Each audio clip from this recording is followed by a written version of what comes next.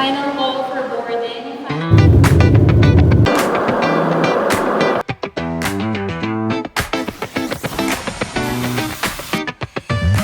Rolling slow past the shore, sun's on the scene. Palm trees.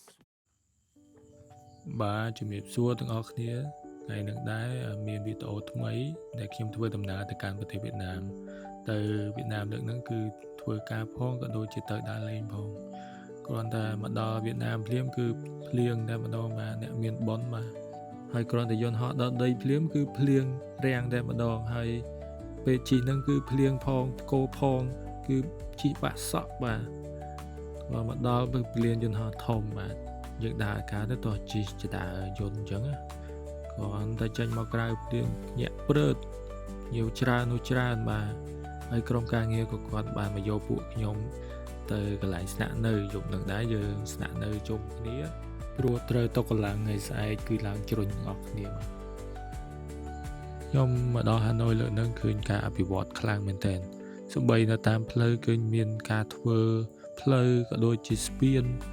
មានអាគារមានអីច្រើនមែនទែនហើយព្រឹកនឹងដែរយើងមកលេងនៅផ្សារទំនើប Wincom Mega Mall ផ្សារទំនើបនឹងដែរសម្បូរកន្លែងលក់ទំនិញគឺច្រើនប្រភេទមែនទែនសម្រាប់បងប្អូនស្រីៗគាត់មកគឺពិតជាត្រូវមែនទែន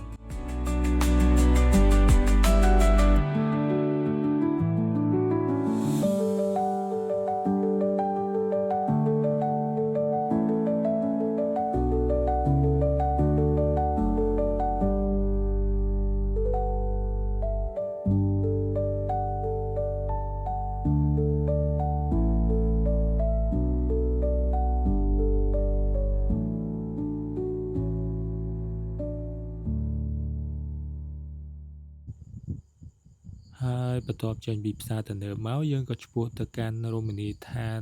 ដែលមានឈ្មោះថា Halong Bay ដែលស្ថិតនៅភាគឦសាននៃប្រទេសហើយពាក្យថា Halong គឺមានន័យថានាគចុះគឺកាលពីព្រេងនេះគេគិតថានាគចុះនៅកន្លែង Halong Bay ហ្នឹងគឺដើម្បី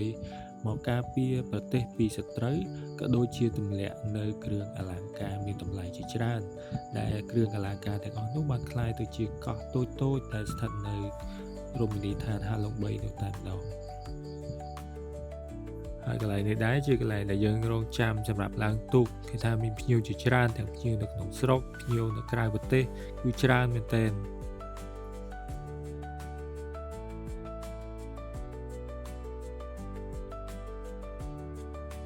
ហើយបន្ទាប់ពីយើងឡើងដល់លើកប៉ាល់ហើយ manager គាត់ណែនាំនៅបុគ្គលិកតាមផ្នែកនីមួយៗឲ្យយើងបានស្គាល់